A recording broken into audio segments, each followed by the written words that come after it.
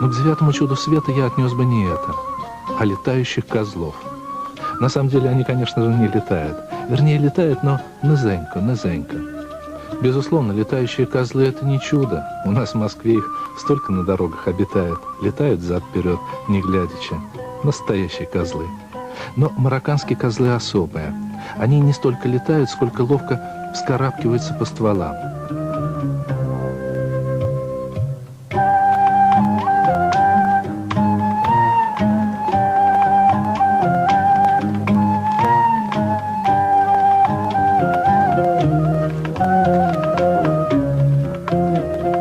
Деревья называются орган.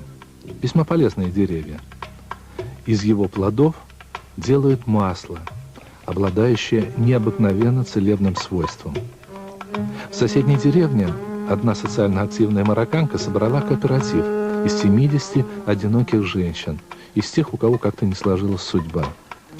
Это своеобразная коммуна. Все их занятие – это обработка орехов органа, который так любят местные козлы, и приготовление из этих орехов косметического масла. Оно обладает целебным свойством, омолаживает кожу и не дает ей, скажем, сгореть при загаре. Но одновременно оно помогает получить ровный загар.